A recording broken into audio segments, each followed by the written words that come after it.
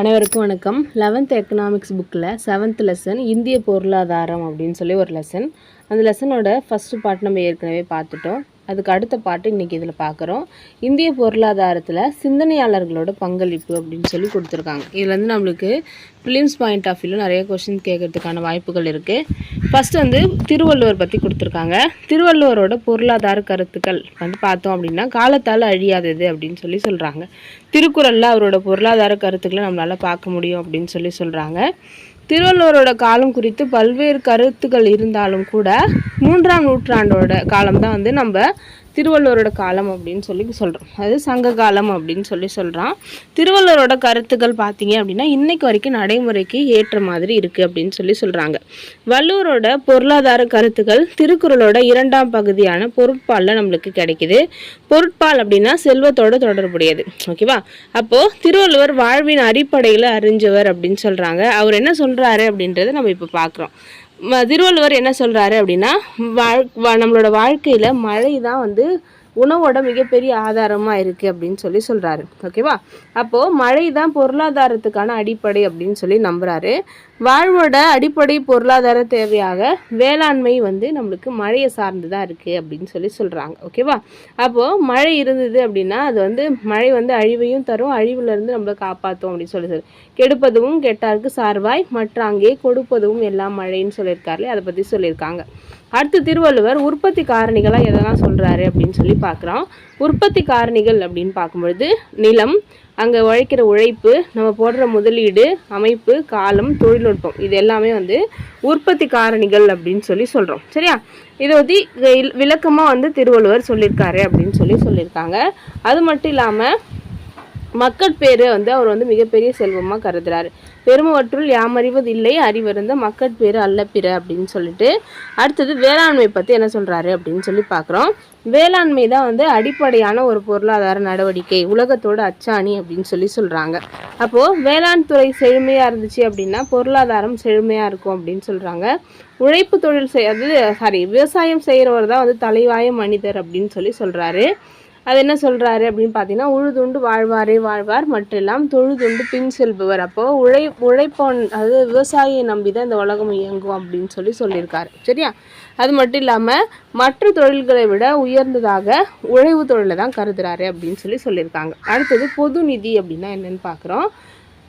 திருவள்ளுவர் வந்து பொது நிதி பற்றி சொல்லும் பொழுது பொது வருவாய், பொது செலவு, நிதி நிர்வாகம் இந்த மாதிரி தலைப்புகளில் விரிவாக சொல்லியிருக்காரு அப்படின்னு சொல்லியிருக்காங்க. என்னென்னா வருவாயை உருவாக்குறது, வருவாயை சேகரிக்கிறது, நிர்வாகம் பண்ணுறது, செலவு பண்ணுறது, இது எல்லாத்த பற்றியும் திருவள்ளுவர் திருக்குறளில் சொல்லியிருக்காரு. அதே மாதிரி பொது செலவு அப்படின்னும் பொழுது வள்ளுவர் வந்து சம நிதிநிலை அறிக்கையை பரிந்துரை செய்கிறாரு. அதாவது இப்போ நம்மளுக்கெல்லாம் பார்த்தீங்க அப்படின்னா நம்மளுக்கு நிதிநிலை அறிக்கை செய்யும் பொழுது கொண்டு வரும்பொழுது என்ன பண்ணுவாங்க அப்படின்னா நம்மளுக்கு இவ்வளோ கடன் இருக்குது அப்படின்னு சொல்லுவாங்க. ஆனால் அவர் என்ன சொல்கிறாரு அப்படின்னா ஒரு நாடு தன்னோட செலவுகளை கட்டுக்குள்ளே வச்சுக்கிச்சு அப்படின்னா அதோட வருமானம் கம்மியாக இருந்தாலும் பிரச்சனை இல்லை அப்படின்னு சொல்கிறாரு. ஓகேவா?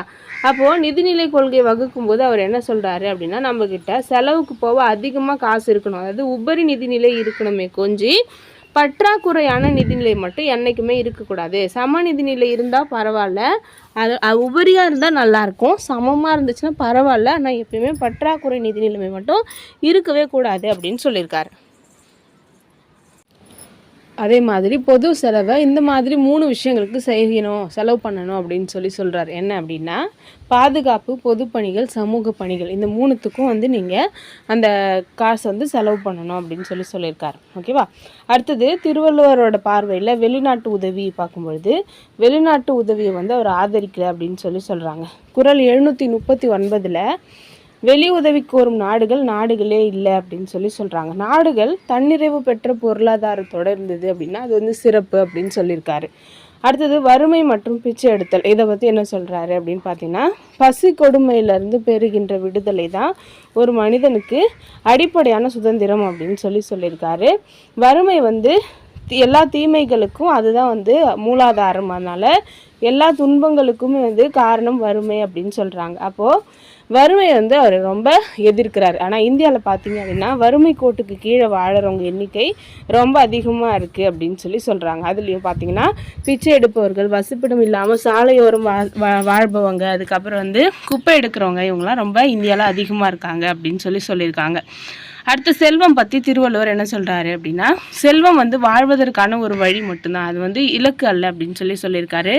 செல்வம் பார்த்தீங்க அப்படின்னா ஒரு நல்ல மதிக்கத்தக்க வழிகளில் தான் வந்து ஈட்டணும், செல்வத்தை வந்து பதுக்கி வைக்கிறது வந்து வேஸ்ட்டு அப்படின்னு சொல்கிறாரு.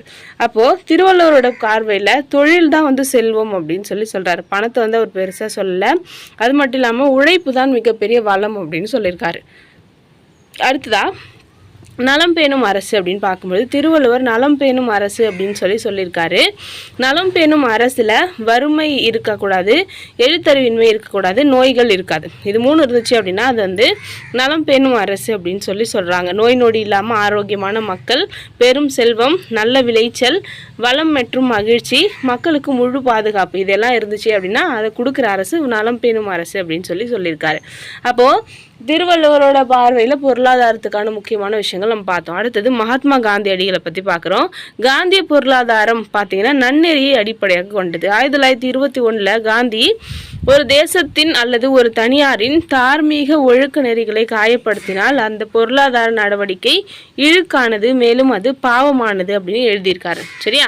ஒரு தேசத்தின் அல்லது ஒரு தனியாரின் தார்மீக ஒழுக்க நெறிகளை காயப்படுத்தினால் அந்த பொருளாதார நடவடிக்கை இழுக்கானது, மேலும் அது பாவமானது அப்படின்னு 1921 எழுதியிருக்காரு. தார்மீக மதிப்புகளை புறந்தள்ளும் பொருளாதாரம் உண்மையற்றது அப்படின்னு சொல்லியிருக்காரு. இது வந்து காந்தியடிகள் 1924 சொல்லியிருக்காரு. ஓகேவா? இந்த வருஷமும் அந்த கூற்றையும் ஞாபகம் வச்சுக்கோங்க. காந்தியோட பொருளாதார சிந்தனைகள் பார்க்க போகிறோம். ஃபர்ஸ்ட் வந்து கிராம குடியரசை அவர் ஆதரிக்கிறாரு. காந்தியடிகள் என்ன சொல்வார் அப்படின்னா, கிராமங்களில் தான் இந்தியா வாழுது அப்படின்னு சொல்லியிருக்காரு. அப்போது ஒரு தன்னிறைவு பெற்ற ஒரு கிராமம் முன்னேறிச்சு அப்படின்னா பொருளாதாரம் முன்னேறும் அப்படின்னு சொல்கிறாரு. அதே மாதிரி இயந்திரங்களை வந்து அவர் எதிர்க்கிறாரு. தொழில்மயமாதல், நகரமயமாதல், இது எதையுமே அவர் வந்து விரும்பலை. சரியா? அப்போ காந்தியோட பார்வையில் கிராம முன்னேற்றம் தான் முக்கியமாக இருக்குது. இயந்திரமயமாதலோ, தொழில்மயமாதலோ, நகரமயமாதலோ இது எதுவுமே அவருக்கு பிடிக்கல. அடுத்தது இயந்திரங்கள் மிகப்பெரிய பாவம் அப்படின்னு சொல்லியிருக்காரு. ஓகேவா? இது நம்மளுக்கு நோட் பண்ணி வச்சுக்கோணும், எக்ஸாமில் கேட்பாங்க. இயந்திரங்களை மிகப்பெரிய பாவம் அப்படின்னு சொல்கிறாரு. அதே மாதிரி இயந்திரங்களோட தீமையை பற்றி தெரிஞ்சுக்கிறதுக்கு நிறைய புக்கு எழுதணும், அதோட தீமையை வந்து மக்களுக்கு சொல்லி புரிய வைக்கணும் அப்படின்னு சொல்கிறாங்க. இயந்திரங்கள் நம்மளுக்கு வரம் கிடையாது, சாபம் அப்படின்னு நம்ம நினைக்கணும். இயந்திரத்தோட தீமைகளை பார்க்கணும் அப்படின்னு சொல்கிறாரு. நம்ம இணக்கமான வாழ்வை இயந்திரங்கள் முடிவுக்கு கொண்டு வந்துடும் அப்படின்னு அவர் சொல்லியிருக்காரு. அடுத்தது தொழில்மயமாதல் மனிதனத்தின் பெரும் சாபக்கேடு அப்படின்னு சொல்லியிருக்காரு. அப்போது நாட்டோட திறன் முழுசையும் சுரன்றது தான் வந்து தொழில்மயம். அதனால் தொழில்மயம் வந்து மிகப்பெரிய சாபக்கேடு அப்படின்னு சொல்லியிருக்காரு. அடுத்தது உற்பத்தி பரவலாக்க வேண்டும் அப்படின்னு வலியுறுத்தியிருக்காரு. அது அநேக இடங்களில் சிறிய அளவிலேயோ அல்லது வீடுகள்லேயோ வந்து உற்பத்தி நடக்கணும் அப்படின்றத அவர் விரும்பியிருக்காரு. ஒரு தொழிற்சாலையில் தான் வந்து ஒரு உற்பத்தி நடக்கணும் அப்படின்னு இல்லாமல் சின்ன சின்ன வீடுகள்லேயும் வந்து உற்பத்தி நடவடிக்கை ஈடுபடணும் அப்படின்னு சொல்லியிருக்காரு. அடுத்தது கிராம சர்வோதயா அப்படின்ற விஷயம் சொல்லியிருக்காரு. உண்மையான இந்தியா வாழ்வது நகரங்கள்லையோ அல்லது புறநகரங்கள்லையோ இல்லை, இந்தியா வந்து கிராமங்களில் தான் வாழுது அப்படின்னு சொன்னதுனால கிராமங்கள் தன்னிறைவு பெற்றதாகவும் சுயசார்பு பெற்றதாகவும் இருக்கணும் அப்படின்னு ஆசைப்பட்டிருக்காரு. அதே மாதிரி உடல் உழைப்பு பற்றி என்ன சொல்லியிருக்காரு அப்படின்னு பார்க்குறோம். மனித உழைப்பின் மகத்துவம் உணர்ந்தவர் காந்தி அப்படின்னு சொல்லியிருக்காரு. கடவுள் மனுஷனை படைச்சது நோக்கமே தனக்கு தேவையான உணவை தானே வேர்வை சிந்தி தயாரிச்சுக்கணும் அப்படின்றதுக்காக தான் அப்படின்னு காந்தி சொல்லியிருக்காரு. மனித உழைப்பு, அதாவது உடல் உழைப்பு வந்து மனித உழைப்பு அப்படின்னு சொல்லியிருக்காரு. அடுத்தது அறக்கட்டளை கோட்பாடு பற்றி என்ன சொல்லியிருக்காரு அப்படின்னு பார்க்கலாம். தற்போதைய முதலாளித்துவ முறையை மாற்றி சமத்துவ சமூகத்தை உருவாக்கணும் அப்படின்றது தான் வந்து அறக்கட்டளை கோட்பாடு. இதில் முதலாளித்துவத்துக்கு எந்த ஒரு ஈடுபாடும் இருக்கக்கூடாது. இருந்தாலும் இந்தியா சூதாட்ட முதலாளித்துவம் மற்றும் குறை கூறும் முதலாளித்துவம் போன்ற அனுபவங்களை ஏற்கனவே அடைஞ்சிருக்கு அப்படின்னு சொல்லியிருக்காங்க. அடுத்தது உணவு பிரச்சனை. உணவுப் பொருட்கள் மீதான எல்லாவித கட்டுப்பாடையும் காந்தி வந்து எதிர்க்கிறாரு. உணவு கட்டுப்பாடுகள்லாம் வந்து ரொம்ப இருந்தது அப்படின்னா செயற்கையாக பற்றாக்குறையை உருவாக்கும் அப்படின்னும் பொழுது இந்தியா வந்து ஒரு சமயத்தில் உணவு தானியத்துக்கே கையேந்திர நிலையில் இருந்துச்சு. ஆனால் இப்போ பார்த்தீங்கன்னா உணவு தானியம், பழம், காய்கறி, முட்டை, பால் எல்லாத்துலேயுமே வந்து உலக அளவில் உயர்ந்த உற்பத்தியில் இருக்குது. சரியா? அடுத்தது மக்கள் தொகை. காந்தி வந்து என்ன பண்ணுறாரு அப்படின்னா செயற்கையான குடும்ப கட்டுப்பாட்டு முறையை எதிர்க்கிறாரு. இருந்தாலும் மக்கள் தன்னோட சுய கட்டுப்பாடுகள் மூலமாக வந்து பிரம்மச்சாரியத்தை கடைபிடிச்சு மக்கள் தொகையை கட்டுப்படுத்தணும் அப்படின்னு சொல்லியிருக்காரு. அடுத்து மதுவிலக்கு பார்க்கும் பொழுது முழுமையான மதுவிலக்கை வலியுறுத்தினவர் காந்தி. மது வந்து நமக்கு எந்த விதத்துலையுமே வந்து நல்லது செய்யறதில்ல, அது நோயை தான் தருது அப்படின்னு சொல்லியிருக்காரு. இந்தியா வந்து குடிகாரர்களோட நாடாக இருக்கிறத விட ஏழைகளோட நாடாக இருக்கிறதே மேலு அப்படின்னு சொல்லியிருக்காரு. இந்த நோட் பண்ணி வச்சுக்கோங்க. இதையும் வந்து நம்ம எக்ஸாமில் கேட்பாங்க. இந்தியா குடிகாரர்களோட நாடாக இருக்கிறத விட ஏழைகளோட நாடாக இருக்கிறதே எனக்கு பரவாயில்ல அப்படின்னு சொன்னவர் காந்தியடிகள். அது மட்டும் இல்லாமல் இன்னைக்கு அதுக்கு அப்படியே கான்ட்ரவர்சியாக வந்து நிறைய மாநிலங்களோட அதிகமான வருமானமே மது விற்பனையில் தான் இருக்குது அப்படின்னு சொல்லியிருக்காங்க. அடுத்து ஜவஹர்லால் நேருவோட பொருளாதார கோட்பாடுகள் பார்க்குறோம். நவீன இந்தியாவை கட்டமைத்த முதன்மை சிற்பி அப்படின்னு ஜவஹர்லால் நேருவை சொல்கிறாங்க. சுதந்திர இந்தியாவோட முதல் பிரைம் மினிஸ்டராக பதவியேற்ற நாள் முதல்ல இருந்து அவர் இறக்குற தருவாய் 1964 வரைக்கும் அவர் வந்து பிரைம் மினிஸ்டராக இருந்திருக்காரு. அவர் ஒரு மிகப்பெரிய தேசபக்தர் அப்படின்னு சொல்கிறாங்க. அது மட்டும் இல்லாமல் சிந்தனையாளர், அரசியல்வாதி. அவரோட பொருளாதார கருத்துக்கள் பற்றியும் நம்ம வந்து அவரோட புக்கு, அவரோட ஸ்பீச்சிலலாம் நிறையா தெரிஞ்சுக்கிறோம். ஃபஸ்ட்டு என்ன சொல்கிறாருன்னா ஜனநாயகம் மற்றும் மதச்சார்பின்மை அப்படின்னு சொல்லும்பொழுது ஜனநாயகத்தை உறுதியாக நம்பினவர் ஜவஹர்லால் நேரு அப்படின்னு சொல்கிறாங்க. அவர் வந்து பேச்சுரிமை, குடிமக்கள் உரிமை, வாக்குரிமை, சட்டத்தின் வழி ஆட்சி, பாராளுமன்ற ஜனநாயகம் இது எல்லாத்தையும் ரொம்ப நம்பியிருக்காரு. மதச்சார்பின்மையை இந்தியாவுக்கு தந்தவர் நேரு அப்படின்னு சொல்கிறாங்க. நம்மளோட இந்தியாவில் இந்து மதம், இஸ்லாமிய மதம், கிறிஸ்தவ மதம், புத்தம், ஜைனம், ஜெராஸ்டியம், சீக்கியம் அப்படின்னு நிறைய மதங்கள் இருந்தாலும் கூட எந்த ஒரு மத பெரும்பான்மையாலையும் எந்த ஒரு அச்சுறுத்தலும் இல்லை. மதச்சார்பின்மை அப்படின்றது எல்லா மதங்களுக்குமே சமமான மரியாதை கொடுக்கறது அப்படின்னு சொல்கிறோம். அதை வந்து வலியுறுத்தினவர் நேரு. அடுத்தது திட்டமிடுதல் வந்து நம்ம நாட்டுக்கு அறிமுகப்படுத்திய பெருமை ஜவஹர்லால் நேருக்கு தான் இருக்குது அப்படின்னு சொல்கிறாங்க. ஒரு நாட்டோட முன்னேற்றத்துக்கு ஒருங்கிணைந்த அணுகுமுறை தேவை அப்படின்னா அங்கே ஒரு திட்டம் வந்து தேவை அப்படின்னு அவர் நினச்சிருக்காரு. 1956 வருஷம் மே மாதம் 2வது ஐந்தாண்டு திட்டத்தின் மீதான கருப்பொருள் மீதான விவாதத்தை பார்லிமெண்ட்டில் தொடங்கி வச்சு அவர் பேசியிருக்காரு. அதாவது 2வது ஐந்தாண்டு திட்டம் தொடங்கும்போது அவர் ஒரு ஸ்பீச் கொடுத்துருக்காரு. அதில் என்ன சொல்லியிருக்காருன்னு பார்த்துக்கோங்க. திட்டமிடுதலின் சாரம் என்பது மனித சக்தி வளங்கள், பணம் இவற்றை சிறந்த வழிகளில் பயன்படுத்துவதை குறிக்கும் அப்படின்னு சொல்லியிருக்காரு. ஓகேவா? அடுத்தது திட்டமிடுதல் அப்படின்றது தொழில்மயமாதலோடு தொடர்புடையது அப்படின்னு சொல்லியிருக்காரு. இதன் மூலமாக ஒரு நாடு தன்னைத்தானே வளர்ச்சியடைய செய்து தற்சார்பினை அடையுது. அதனால் திட்டமிட்டு வளர்ச்சி பெறதுக்கான உத்தியை வந்து நேரு வந்து கொடுக்குறாரு. அறிவியல், ஆராய்ச்சி, தொழில்நுட்பம், தொழில் வளர்ச்சி இதில் வந்து நேருவோட பங்களிப்பு ரொம்ப அதிகமாக இருக்குது அப்படின்னு சொல்கிறாங்க. இவர் பிரைம் மினிஸ்டராக இருக்கும்பொழுது தான் நிறைய ஐஐடி வந்து தொடங்கினாங்க. அது மட்டும் இல்லாமல் ஆராய்ச்சி நிறுவனங்கள்லாம் தொடங்கியிருக்காங்க. அவர் எப்பயுமே வந்து ஒரு அறிவியல் மனப்பான்மையோடு இருந்திருக்காரு. ஓகே, அதையும் வலியுறுத்தியிருக்காரு. அடுத்தது ஜனநாயக சமதர்மம் அப்படின்னு பார்க்கும்பொழுது சமதர்மம் அப்படின்றது இந்தியாவுக்கு நேருவோட முக்கியமான ஒரு பங்களிப்பு அப்படின்னு சொல்கிறாங்க. அவர் தான் வந்து இந்தியாவை சமதர்ம சமூகமாக மாற்றணும் அப்படின்னு நினச்சாரு. ஆனால் இப்போ வந்து நேருவோட சமதர்மம் அப்படின்றது ஒரு ஜனநாயக சமதர்மமாக இருந்துச்சு. ஓகேவா? அடுத்தது பிஆர் அம்பேத்கர் பார்க்குறோம். பிஆர் அம்பேத்கரோட காலம் 1891 1956 வரைக்கும். இவர் வந்து நிறைய பன்முக திறமை இருக்குது அப்படின்னு பார்க்குறோம். இந்திய அரசியலமைப்பு சட்டத்தை உருவாக்கிய சிற்பி, சமதர்ம காவலர், சமூக நீதி பாதுகாவலர் அப்படின்னு சொல்கிறோம். நிறைய கவர்மெண்ட்டோட திட்டங்களை வடிவமைச்சிருக்காரு. அவரோட புக் ஒன்று பழங்கால இந்திய வர்த்தகம் அப்படின்னு 1915 கொலம்பியா பல்கலைக்கழகத்தில் முதுகலை பட்டப்படிப்புக்காக அவர் சமர்ப்பித்த ஒரு ஆய்வு கட்டுரைக்கு பேர் தான் பழங்கால இந்திய வர்த்தகம். சரியா? அந்த புக்கில் இருந்து பார்த்தீங்க அப்படின்னா நிறைய விஷயங்கள் அவரோட பொருளாதார அறிவு வந்து காட்டுது. அது மட்டும் இல்லாமல் இந்தியாவின் தேசிய பங்கீடு பற்றிய வரலாறு மற்றும் பகுப்பாய்வு ஆய்வறிக்கை அப்படின்னு ஒரு ஆய்வு கட்டுரையை அவர் செலுத்தியிருக்காரு முனைவர் பட்டத்துக்கு. இந்த 2 புக்லேயும் அவரோட பொருளாதார கருத்துக்களை நம்மளால் தெரிஞ்சுக்க முடியும். பிரிட்டிஷ் இந்தியாவோட மாகாண நிதிகளின் மதிப்பீடு, மாகாண ஏகாதிபத்தியனின் நிதிகள் பரவலாக்கம் பற்றிய ஒரு ஆய்வு, இது எல்லாமே வந்து அவரோட கட்டுரையாக வெளிவந்திருக்கு. அது மட்டும் இல்லாமல் 1921 அம்பேத்கருடைய பிரிட்டிஷ் இந்தியாவின் மாகாண நிதி பரவலாக்கல் அப்படின்ற ஆய்வு கட்டுரை எம்எஸ்சி பட்டத்துக்காக ஏற்றுக்கொள்ளப்பட்டது. அது மட்டும் இல்லாமல் 1923 ரூபாயின் பிரச்சனைகள் அப்படின்னு ஒரு ஆய்வறிக்கையை ஏற்றுக்கிட்டு லண்டன் பல்கலைக்கழகம் அவருக்கு டிஎஸ்சி பட்டத்தை கொடுத்துருக்கு. இந்த புக் இருக்கு இல்லையா, அந்த ரூபாயின் பிரச்சனைகள், அதை வச்சுக்கிட்டு தான் இந்திய ரிசர்வ் வங்கியோட அந்த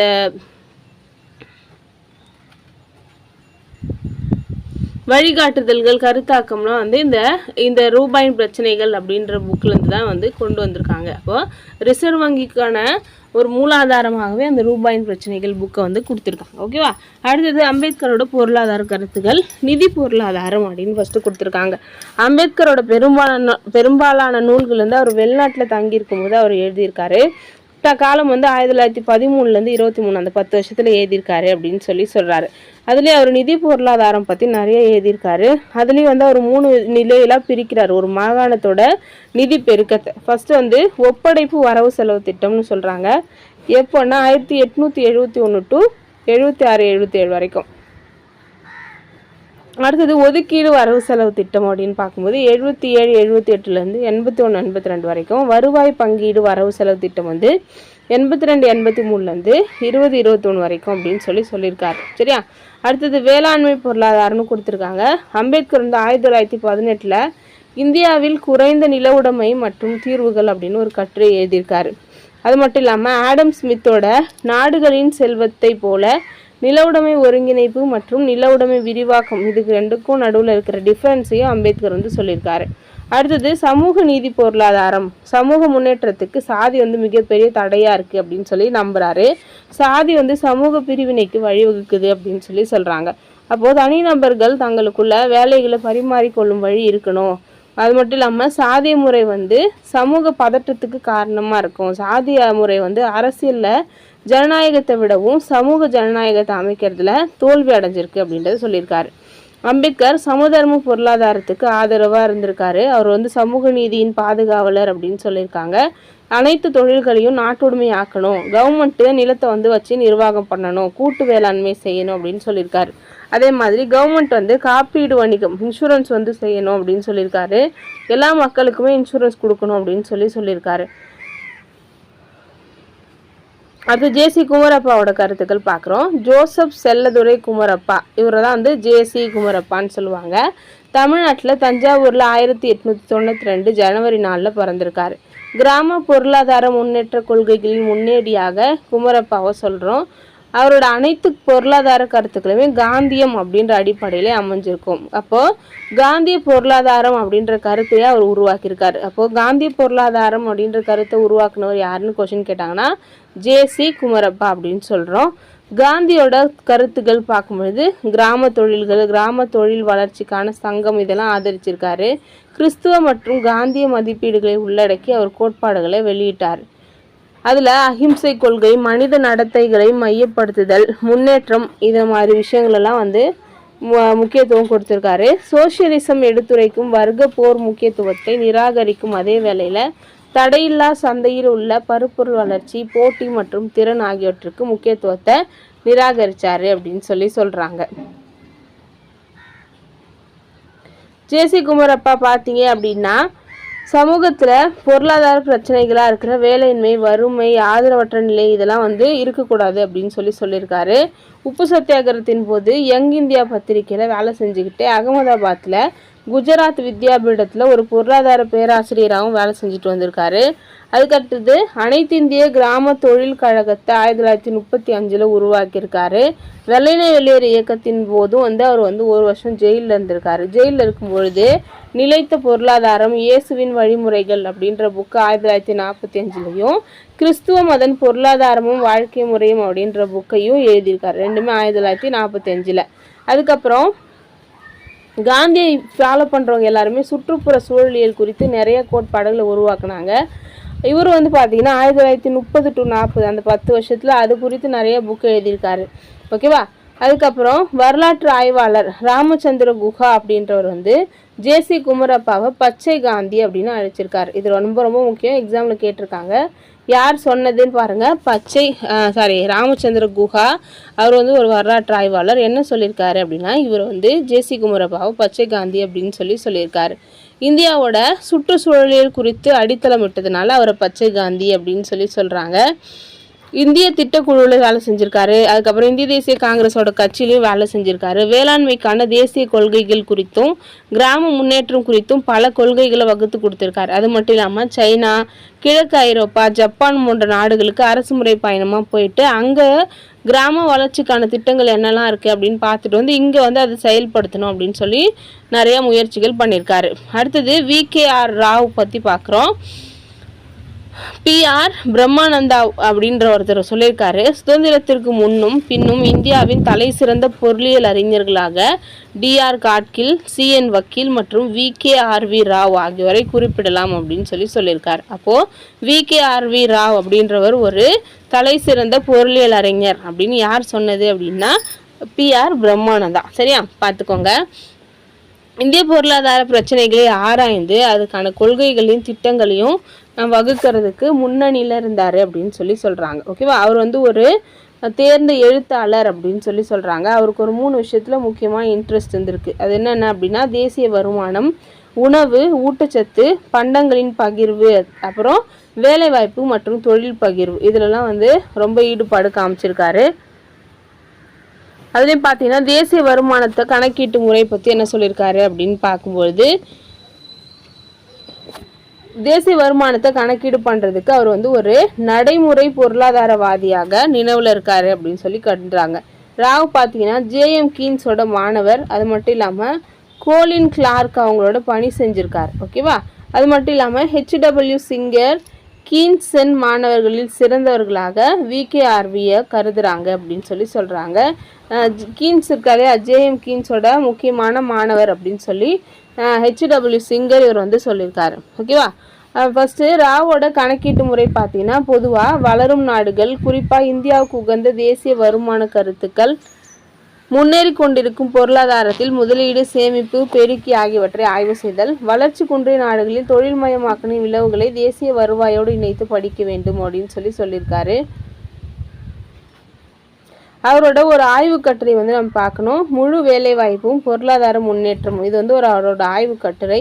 இது பார்த்தீங்க அப்படின்னா வேலைவாய்ப்பு துறையில் மிகச்சிறந்த ஒரு ஆய்வு கட்டுரையாக நம்மளுக்கு இருக்குது. சரியா, அடுத்தது பன்னாட்டு உணவு உதவி பற்றி என்ன சொல்லியிருக்காரு அப்படின்னு பார்க்கலாம். உலக வறுமையை ஒழிக்கிறதுல ராவ் வந்து சிறந்த கொள்கைகளை வகுத்து கொடுத்துருக்காரு. உணவுப் பொருட்களை பன்னாட்டு அளவில் பரிமாறிக்கணும் அப்படின்னு சொல்லியிருக்காரு.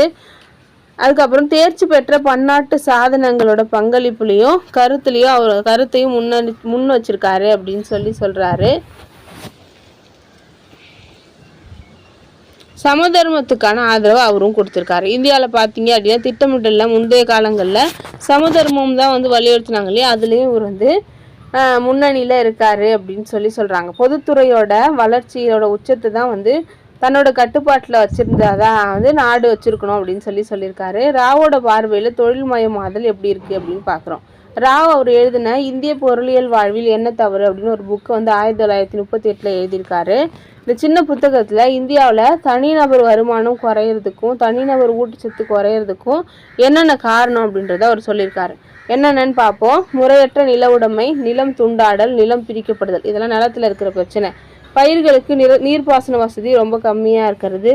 பேரளவு தொழில்துறை இன்மையால் வேளாண்மையில் மக்களோட அடர்த்தி வந்து ரொம்ப அதிகமாக இருக்கிறதுனால வேலைவாய்ப்பு குறையுதுன்னு சொல்லியிருக்காரு.